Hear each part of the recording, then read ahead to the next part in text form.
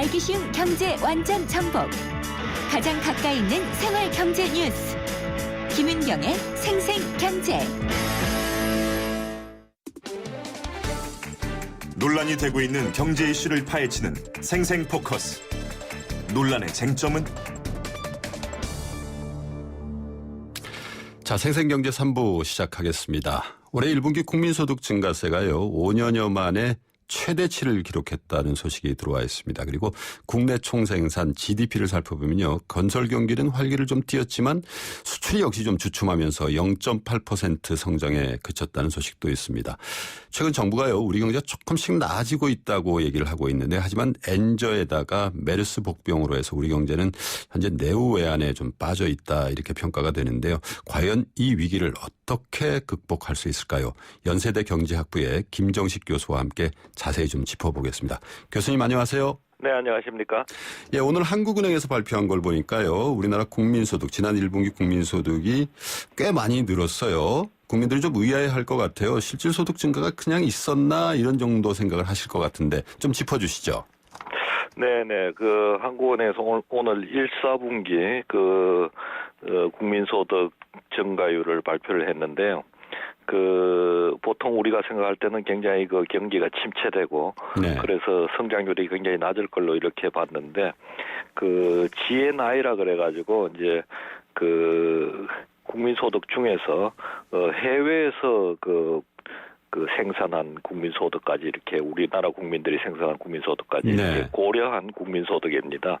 그래서 그 국민소득이 전기 대비 한 4.2% 이렇게 증가했다고 이렇게 나오는데요. 이런 부분들은 이제 대부분 원유 가격이 낮아지고 또 원자재 가격이 낮아지면서 수입 물가 낮아져가지고 우리 실질 구매력이 좀 늘어났다 이렇게 볼 수가 있고요.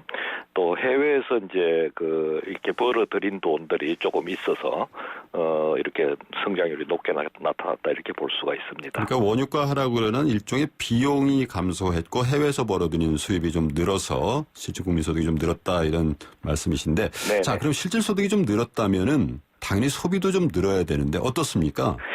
또 발표에 의하면은 실질 소득은 좀 늘어났는데 소비는 그렇게 크게 늘어나지 않고 오히려 저축이 좀 늘어나는 이런 추세를 네. 보이고 있습니다. 그래서 또 최근에 다른 통계도 보면은 소득이 늘어나도 국내 소비는 좀 오히려 줄어들고 해외 소비가 이렇게 많이 늘어나는 이런 추세를 보이고 있어서 국내 경기는 여전히 좀 침체되는 이런 모습을 보이고 있습니다. 네, 소식을 보니까 해외에 나가서 쓰는 씀씀이, 신용카드 결제액 같은 게 계속 늘어나고 있다는 소식도 들어와 있던데요.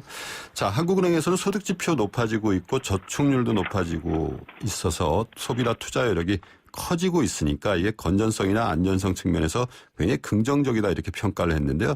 근데 이면에 가계부채 문제가 또 심각하지 않습니까?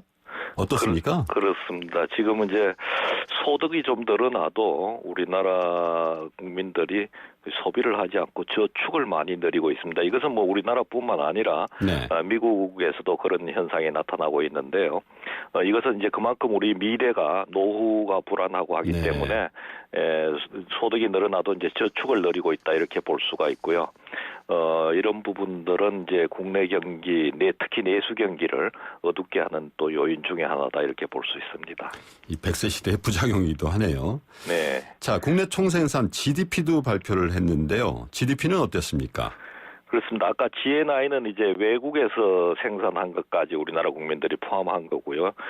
GDP는 이제 국내에서 생산한 것만 이렇게 보기 때문에 내수 경기를 볼 수 있는 그런 부분이다 이렇게 네. 생각할 수가 있습니다. 그래서 아까 GNI는 이제 전기 대비 한 4.2% 성장했지만은 GDP는 국내 총 생산은 전기 대비 0.8% 증가해가지고 크게 늘어나지 않았다 이렇게 볼 수 있습니다. 그렇군요. 자, 수출 부진이다, 이런 이제 문제들을 많이 지적을 하는데 3분기 연속 순수출 기여도가 마이너스를 기록했다, 이런 소식도 있는데 어떤 의미가 있을까요?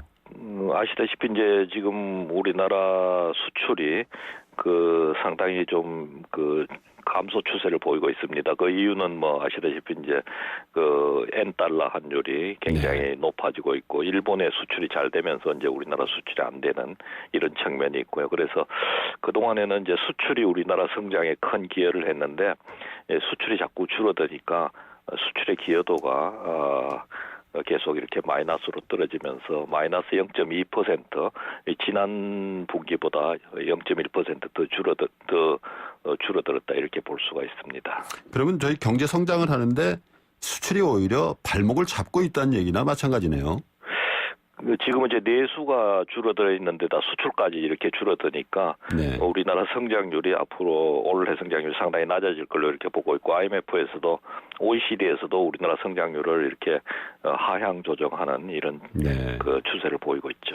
자, 수출 부진에다가 그래도 내수는 올해 들어서 조금 살아난다. 물론 이제 기저효과라는 얘기도 있습니다만 그런 상황에서 메르스가 왔단 말이에요. 그래서 이제 소비 심리도 급격히 급감을 하고 있고 결국 이제 살아나던 내수도 다시 죽는 거 아니냐 이런 걱정이 있는데 교수님 어떻게 보십니까?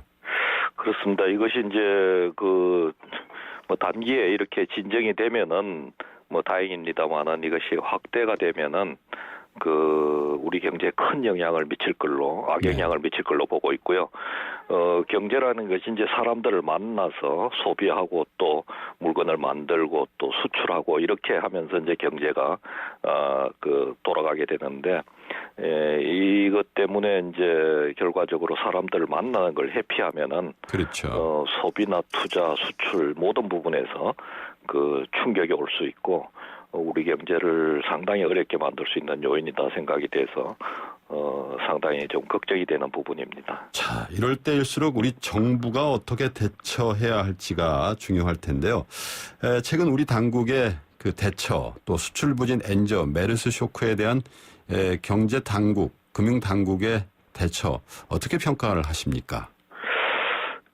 뭐 지금 이걸 그 초기에 대응을 해가지고 이 확산되지 않도록 했으면 제일 좋은데 그런 면에서는 조금 당국의 대처가 미흡했다 아쉽다. 이런 측면이 있습니다. 네. 그렇지만은 앞으로 잘 대처해가지고 이 부분이 이제 확산되지 않도록 하는 게 굉장히 중요할 것 같고요. 또 아까 말씀드린 대로 수출 부진 문제는 이 환율 부분하고도 연관이 있고 또 그 환율을 좀 일본 엔달러 환율이 높아지는 만큼 네. 우리도 그 환율을 좀 높여야 되는데 이렇게 하기 위해서는 이제 다양한 그런 대책을 좀 강구할 필요가 있습니다. 정부에서도 이 부분을 준비하고 있는 걸로 알고 있습니다만은 자본이 또 너무 많이 외국 자본이 들어오지 않게 한다든지 또 해외에서 그 경상수지 흑자폭을 줄이기 위해서 시설재 구입을 좀 해외에서 늘린다든지 뭐 이런 부분에 노력을 해야 될 것 같습니다. 자, 일각에서는 충분한 재정, 그러니까 우리나라가 아직은 그 정부 부채가 그렇게 심각한 상황이 아니니까 정부 부채를 조금 늘려서라도 재정을 더 풀어야 된다 이런 주장들도 하고 있던데 교수님 의견은 어떠신가요? 그렇습니다. 뭐 지금 우리 그 내수 경기가 침체돼 있고 성장률도 점차 더 이제 예상보다 둔화될 걸로 이렇게 보기 때문에 경기가 너무 침체되는 걸 막기 위해서 정부가 아마 재정 지출을 좀 늘리는 정책을 쓰든지 아니면은 이제 금리를 추가적으로 인하하든지 뭐 이런 정책을 써야 될 필요가 있다 이런 생각이 드는데요. 특히 이제 그 지금 확산되고 있는 이 메르스가 만약 장기화될 경우에는 이런 대책의 필요성이 좀 더 높아지지 않나 이런 생각이 듭니다. 자, 이제 금융통화위원회가 딱 일주일 남았습니다. 이제 시장에서는 금리 인하할 거다, 뭐 안 할 거다 감론을박이 많은데 금리 인하에 대한 전망 그리고 금리 인하 과연 해야 되는지에 대한 교수님 의견도 간략하게 좀 들어보고 마치도록 하겠습니다. 오늘 그 한국은행의 성장률 발표를 보면은 성장률이 이제 아까 GNI가 4.2% 이렇게 높게 나타나고 있지 않습니까? 그렇죠. 그래서 이런 측면을 보면은 추가적인 금리 인하를 하지 않을 것이다 이렇게 전망이 들고요. 그렇지만 이제 메르스가 확산된다면은 한 일주일 사이에 그렇다면은 그 추가 금리 인하의 가능성이 높지 않나 저는 그렇게 보고 있습니다. 메르스가 확산이 안 돼서 금리 인하를 안 했으면 하는 바람이 그렇습니다. 네. 네. 네, 말씀 감사합니다. 지금까지 감사합니다. 연세대 경제학부의 김정식 교수와 함께 경제 현안 짚어봤습니다. 아가씨 나 홍제동 김수미예요. 괜찮은 대리운전 번호 알려줘봐. 좌우로 정렬 2588 2588 대리운전 2588 2588 좋아요. 어머 이 아가씨가 유격대를 낳았나봐. 쌤에 좌우가 똑같아요 2588 2588 하트 외웠어 2588. 자, 생생경제 3부는 여기까지고요. 잠시 후 4부에서는 은퇴 솔루션 시간이 준비되어 있죠. 여기서는 재무파산보다는 더 위험하다는 노회 우울증 같은 비재무적 파산에 대해서 알아보고요. 라디오 인크루팅 시간에서는 채용 전형 중 이미 하나가 된 인턴십 모집이 시작되는 소식과 함께요. 어떻게 준비하면 될지 조목조목 한번 정리해드리도록 하겠습니다. 그럼 잠시 후에 4부에서 뵙겠습니다.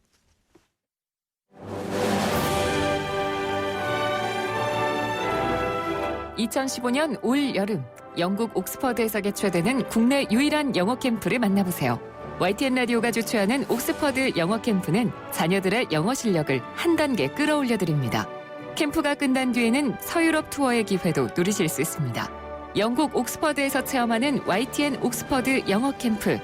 자세한 문의는 웹사이트 ytncamp.com이나 02-723-0550에서 확인하실 수 있습니다.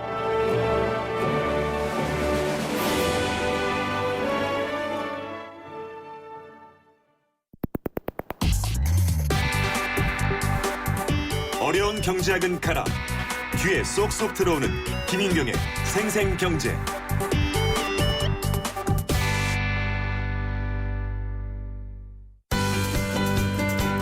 행복한 미래를 위하여 은퇴 솔루션.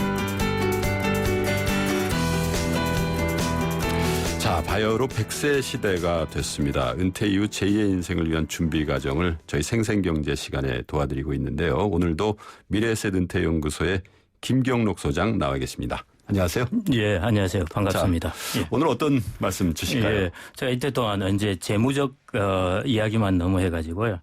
오늘은 조금 말랑말랑한 주제를 가져왔습니다. 좋습니다. 그래서, 예. 그래서 비재무적 주제를 택했는데요. 비재무적 파산이라는 주제를 택했습니다. 네. 근데 이제 우리 예. 청취자 여러분들이 예. 좀 어려워하실 것 같아요. 예. 파산과 비재무적 이게 예. 합성어인데 예. 어떤 의미인가요? 맞습니다. 보통 파산이라고 그러면 다 이제 돈이 부족해서 생기는 거죠. 이제 예. 노후 은퇴 파산이라고 그러면은 이제 자기가 돈보다 더 오래 사는 경우를 네. 은퇴 파산이라고 그러는데요.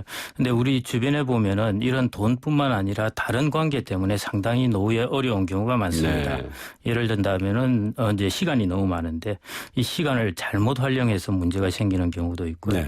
그다음에 여러 주변의 관계, 특히 이제 가족 내에서의 관계 이런 것 때문에 또 노후에 어려워지는 경우도 많습니다. 그래서 제가 이런 부분을 제가 이름을 붙였습니다. 그래서 비재무적 파산이라고 제가 이름을 붙였는데요. 그러니까 소장님이 만드신 그렇습니다. 신조어군요. 예, 왜 그러냐면 이 부분이 비재무적 부분도 아주 중요하기 때문에 예. 일부러 강하게 각인을 시키기 위해서 제가 비재무적 파산이라고 이름을 붙였습니다.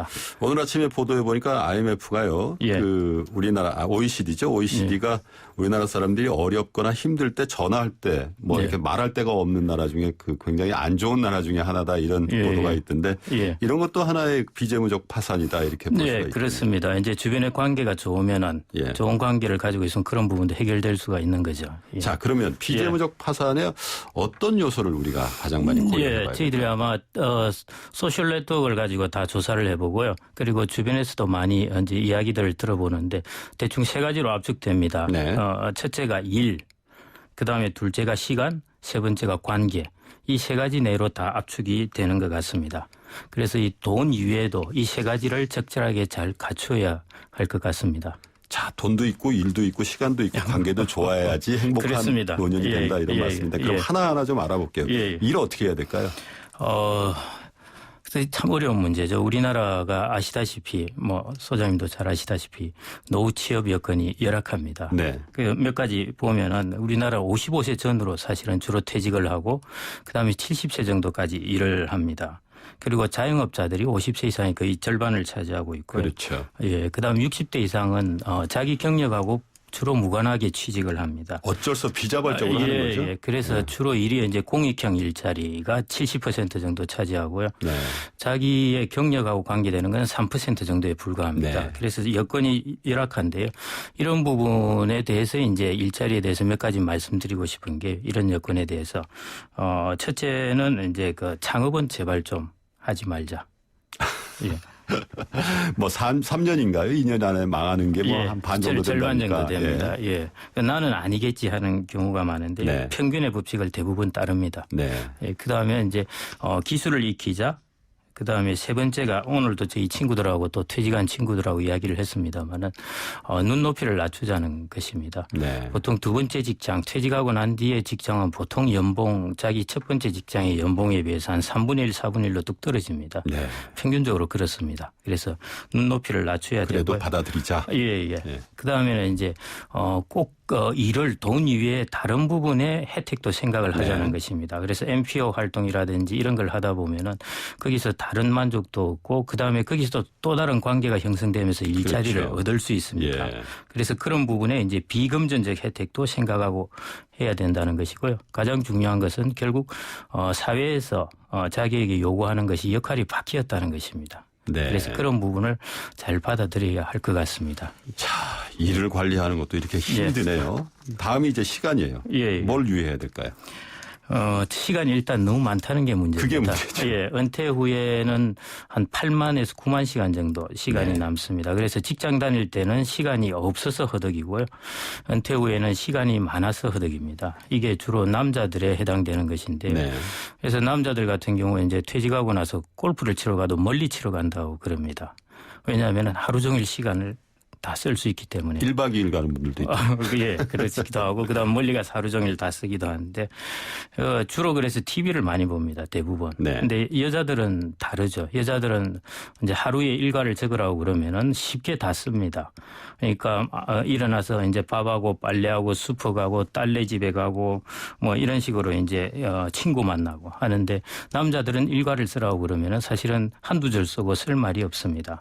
그래서 이 시간을 어떻게 활용하느냐 하는 게 참 중요합니다. 시간이 있다 보면은 어떤 단점도 있느냐 하면은 시간이 많이 있다 보면은 괜히 창업을 한다든지 뭐 사업을 하다든지 해서 또 사고를 칠 가능성도 있습니다. 그래서 시간 관리를 아주 잘해야 됩니다. 그러니까요. 그리고 예. 이제 말씀하신 중에 보니까 이제 예. 부부가 있으면 예. 남편분은 시간이 너무 남아돌고 그렇습니다. 아내분은 여전히 바쁘고 예. 그래서 관계가 또 깨지고 뭐 이런 일들도 남자는 있는데. 이제 직장이라는 시간에서 가정이라는 시간으로 돌아오기 때문에 그게 크게 변해버리는 것입니다. 그러니까요. 그 남는 시간 그럼 어떻게 해야 될까요?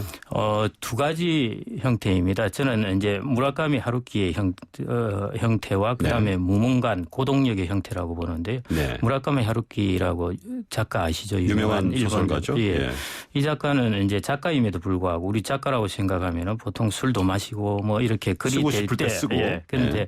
무라카미 하루키는 철저하게 규칙적인 생활을 합니다. 네. 새벽에 일어나서 글을 반드시 쓰고 글이 네. 되든지 안 되든지 반드시 네. 씁니다. 그다음 수영을 하고 수프에 가고 또 좋은 와인을 고르고 또 책을 읽고 이런 규칙적인 생활을 합니다. 그것은 예. 마치 우리가 음식에 있어서 외식이 아니라 집밥을 먹는 형태를 취하는 것입니다. 그래서 이런 일상적인 스케줄을 스스로 꼭 갖춰놓는 것입니다. 예. 이게 이제 첫 번째이고요.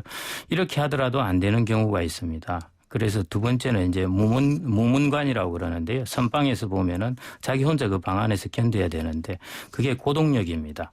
그래서 나이가 드시면은 혼자서 밥을 먹을 줄도 알고 혼자서 책을 읽고 하는 이런 스스로의 고동력을 이제 좀 키워야 합니다. 그래서 이런 스스로 고동력을 키우는 것과 그다음에 집밥과 같이 어떤 일상적인 스케줄을 만들어가는 것 이런 것을 통해서 시간을 관리하는 것이 필요합니다. 더욱 자기를 어떻게 보면 단련하고 긴장감을 좀 주는 게 오히려 좀 쉽다 이런 말씀이신 것 같은데. 그래서 옛날에 어떤 분은 이제 자기의 일단 정규적인 일이 떨어졌을 때 거실을 지나서 자기의 서재로 넥타이를 메고 이렇게 출근을 그 어떤 하시는 분이 분. 누구신지 청취자 여러분들도 아실 텐데요. 예. 청와대에서 예. 나가셨던 그 비서실장 하셨던 분이죠. 자, 관계. 예. 이게 가장 중요할 것 같아요. 뭐 40대 이후에 48살에 좋은 친구가 없으면 불행한 거다. 뭐 이런 얘기들도 많이 하던데 예. 관계에 대해서도 좀 말씀해 주시죠. 간단하게 말씀을 네. 드리겠습니다. 관계 부분에서는 저는 이제 대외적 관계도 중요한데요. 가장 중요한 것이 가정 내 관계입니다. 네. 가족. 예. 가정 내에서의 관계가 그 부분부터 먼저 신경을 쓰셔야 되고요. 네. 왜냐하면은 이제 자기 안에도 하나의 새로운 성을 만들어 놓고 있습니다. 네. 그런데 많은 남자분들이 실수를 하는 것이 그 성 안에 그냥 풍덩 뛰어듭니다. 네. 그래서 아내가 만들어 놓은 성을 이제 해체해 놓으려고 그러는데요. 그래서 그런 부분, 아내와의 관계, 그다음에 자식과의 관계 이런 부분을 조심스럽게 차근차근 만들어 나가야 됩니다. 그냥 나는 이제 이때 동안 일하다가 가정으로 돌아왔으니까 나를 다 당장 받아주시오. 그래서 그런 심리가 있을 것 같아요. 있습니다. 왜냐하면 열심히 당연히 일한 다음에 있습니다. 퇴근해서 가면 나 좀 예. 대우해 주세요 하는 것처럼 일생을 이제 일하다가 예, 맞습니다. 이제 집으로 돌아갔으니까 예. 얼마나 대우받고 싶어 하겠어요. 당연히 그렇습니다. 예. 그렇지만 현실은 이제 그렇지 못하기 때문에요. 네. 그래서 이제 배우자와의 문제가 제일 많이 발생합니다. 특히 이제 배우자 같은 경우에는 이제 퇴직을 하고 나서 혹은 자식을 출가시키고 나서도 한 3, 40년을 같이 살아야 됩니다. 그렇죠. 예. 그래서 이 부분의 관계를 잘 만들어내는 것이 일단은 제일 중요하고요. 그 다음에는 이제 친구 관계입니다. 네. 특히 남자들은 대외적 관계에서 친구 관계를 어떤 형태로 만드느냐 하는 부분이 아주 중요하고요. 그거는 일찍부터 조금씩 생각을 해가야 되고 동호회라든지 이런 걸 통해서도 만들어가야 되고요. 그다음에 무엇보다 중요한 것은 친구 관계에서는 자기 자신을 어떻게 하느냐가 중요합니다. 항상 나만 주장하고 옛날 사회에서 하듯이 내가 높은 자리에 있었다고 나의 어떤 주장을 그래요. 하고 그럼 왕따 당하는 거예요. 예, 맞습니다. 예. 일본 같은 경우에 보면은 사회에서 높은 자리에 있던 사람은 퇴직을 하고 나면은 이런 생각을 한답니다. 당신은 높은 자리에 있었으니까 이제 퇴직을 하고 왔으니까 우리들에게 봉사를 해달라. 오히려. 예. 그렇게 하는데 우리나라는 그 반대로 이제 그 조직의 어떤 동호회에 들어가서도 자기가 사회에 있었던 그걸 대우해 주기를 바라는 네. 겁니다. 그러다 보니까 이제 마찰이 생기는데 그래서 이런 관계에서 제일 중요한 것은 대외적 관계에서는 자신을 낮추는 것이 무엇보다 제일 중요할 것 같습니다. 친구 관계. 오늘 뭐 너무 중요한 말씀들을 많이 해주셨는데 그래도 마지막으로 우리 청취자 여러분께 마지막으로 한마디만 좀 정리를 해 주시면. 예, 그렇습니다. 예. 다른 거는 다 까먹으셔도 되는데요. 재무적 파산 외에 비재무적 파산이 있다는 걸 기억하시고요. 이 비재무적 파산은 기억하기 쉽게 우리가 IQ도 좋아야 되지만 EQ도 좋아야 네. 합니다. 그게 정서적 지능이라고 그러지 않습니까? 그래서 비재무적 파산이라는 것은 마치 EQ가 낮은 사람과 같다고 네. 생각을 하시는 것. 이 부분을 반드시 좀 기억해 놓으시면 좋을 것 알겠습니다. 같습니다. 청취자 여러분, 제가 알고 있는 외국인 친구 몇 명이요. 한국에 특별히 서울에 와서 깜짝 놀란 그 장면이 있다는 거예요. 70대 노인분들이 폐지 줍고 공명 줍는 것들 너무 흔하게 보더라 이런 얘기 하는데 소장님 노후 설계 잘 해주셔가지고요. 이런 분들 많이 없어지도록 그렇게 노력 좀 해 주십시오. 예, 말씀 감사드리고요. 명심하겠습니다. 미래에셋 은퇴연구소의 김경록 소장과 함께했습니다.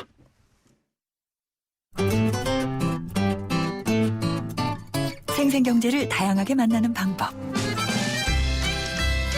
YTN 라디오 앱 예스와 웹사이트 김윤경의 생생경제 또는 트위터 YTN_이코노미로 실시간 듣기와 다시 듣기를 하실 수 있고 방송 내용에 대한 문의와 의견을 주실 수 있습니다.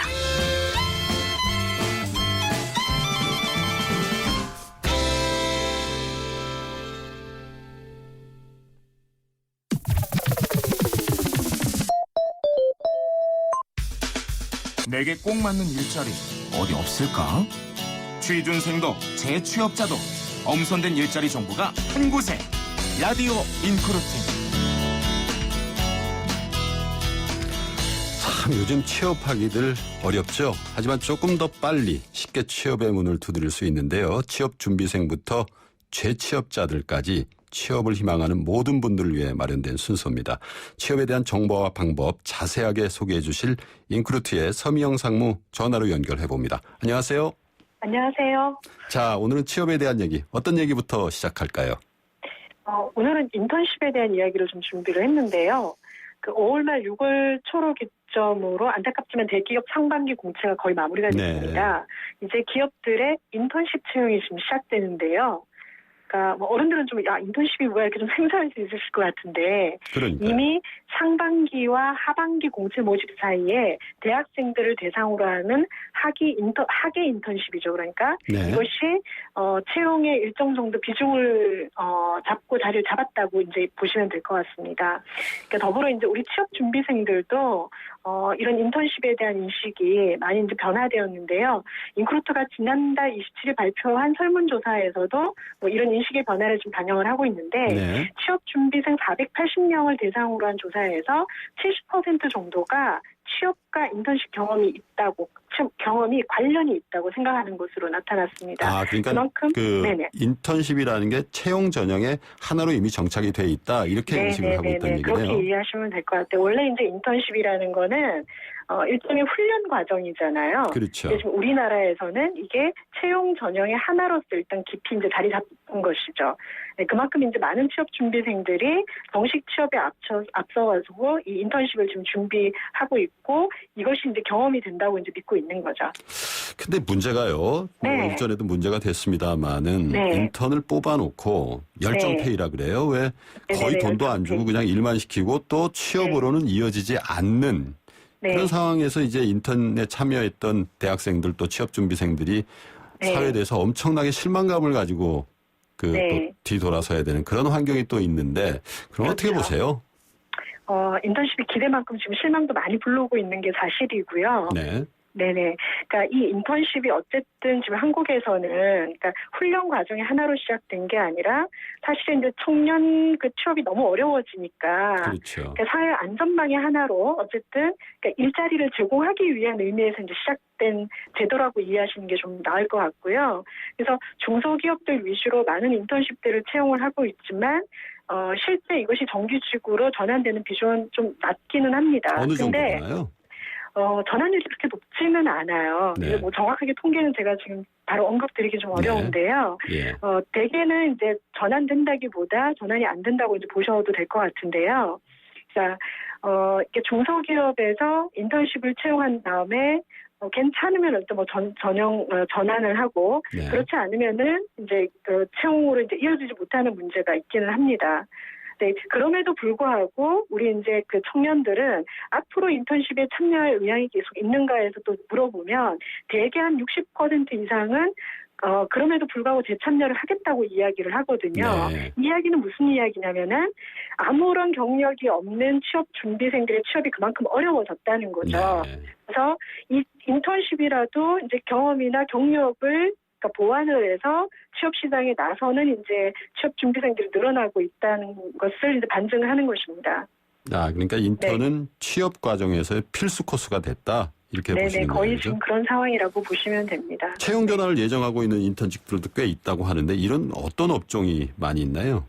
그러니까 대기업들 같은 경우에는요, 그러니까 중소기업 같은 경우에는 정부 지원 인턴십으로 그러니까 취업 준비생들을 채용하는 경우들이 많은데요.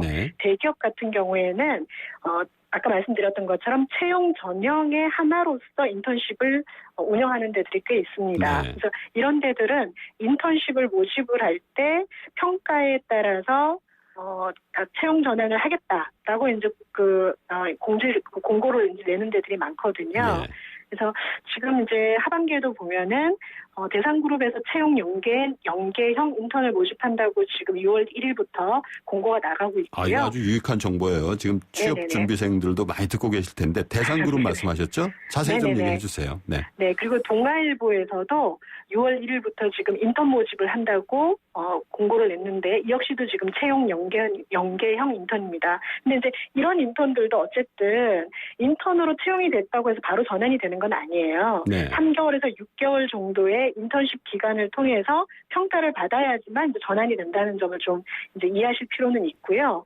그러니까 인턴 모집이 이제 많이 알려지면서 기업들이 이것을 좀 다르게 활용하는 경우들도 좀 늘어나고 있는데요. 인턴이지만은 프로젝트형 인턴 사원을 모집하는 것들이 있습니다. 프로젝트형 인턴 사원. 네, 프로젝트형 인턴이라고 또 있는데, 그러니까 뭐 일상적인 업무에 투입하기보다는 회사에 실질적으로 도움이 되고 발전적인 프로젝트를 실제로 진행하는 인턴들인데요. 예를 들면 편의점 브랜드의 시유를 보유하고 있는 BGF 리테일이라는 회사에서는 네. 2014년 동기에도 프로젝트 인턴 사원을 5주간 채용을 해서 심층 연구 프로젝트에 이제 넣은 경험이 있어요. 뭐 시유만의 고유 레시피 개발이라든지 네. 신상품 개발에 이런 인원들을 채용을 한 거죠. 근데 이거를 지금 이번 그 학예 프로젝트에서도 모집을 하고 있습니다. 이런 것도 좀 관심을 가질 필요가 있을 것 같고요. 네. 자, 근데 우리가 네네. 왜 미생인가요? 왜 저기서 장그래라는 그 인턴 사원을 극복하고 이제 비정규직이 됐던 그런 경우들도 있지 않습니까? 네네. 인턴을 거쳐서 정규직으로 가는 가능성은 훨씬 더 적고 입사를 네. 하더라도 일단 비정규직을 거치는 확률이 더 많다 이런 지적들도 하던데요.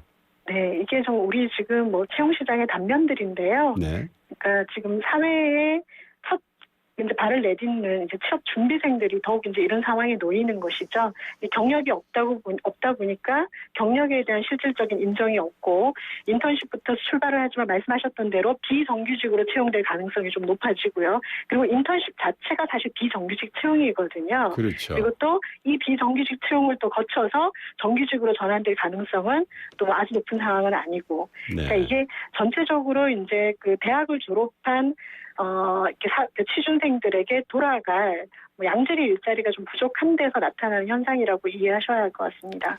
특별히 그 뭐 인문계 졸업한 분들이 취업이 얼마나 힘들면 인구론이라는 얘기를 하더군요. 네네네네. 인문계 졸업자의 네네네. 9할은 논다 이런 얘기인데 네네네. 참 큰일 났습니다. 자, 그러면 마지막으로 네. 인턴십도 경쟁률이 굉장히 치열할 거 아니겠습니까? 그렇죠. 취업 네. 전문가시니까 네. 공략할 팁을 좀 말씀해 주시죠.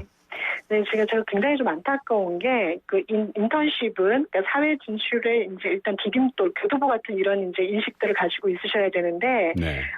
인턴십 모집 과정의 현상들을 좀 지켜보면, 이 인턴십도 취업 과정에 일어나는 그 현상들을 고스란히 좀 반영되고 있는데 무슨 얘기냐면요. 네. 대기업과 같은, 일부 기업들의 국한된 경쟁률들이 매우 높게 나타납니다. 네. 그래서 인턴십도 지금 하나의 스펙이라고 보고, 무조건 좋은 기업, 그리고 알려진 기업에 대한, 그러니까 좀 이렇게 기대들을 많이 가지고 있으신 것 같아요.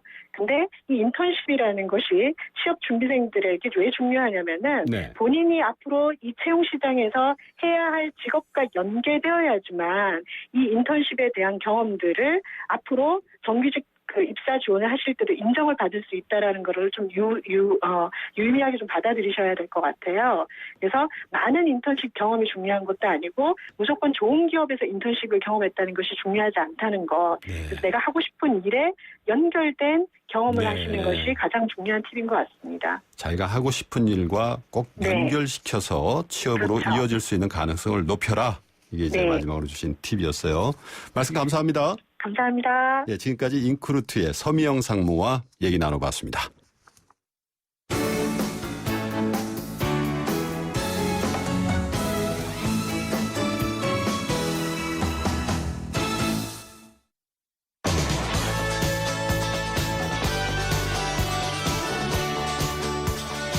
방송 중에 문자 참여해 주신 분들 중에 앤디 홀 라이브전 티켓을 드립니다. 7987님 외에 한 분이 당첨이 되셨고요. 제작진이 개별적으로 연락해서 전달해 드리도록 하겠습니다. 생생경제 오늘 준비한 순서는 여기까지고요. 내일 금요기획의 주제는요. 임금 피크제를 다룹니다. 정부가 내년부터 정년이 60세로 연장됨에 따라서요. 청년 고용 불안이라든가 기업 인건비 부담 등을 이유로 반드시 임금 피크제를 도입해야 한다 이런 입장인 가운데 노동계는 또 역시 반발하고 있는데요. 이와 관련해서 입장이 다른 전문가분들 모시고 토론해보는 시간 갖겠습니다. 저는 내일 다시 찾아뵙겠습니다. 좋은 주말, 좋은 오후 보내십시오.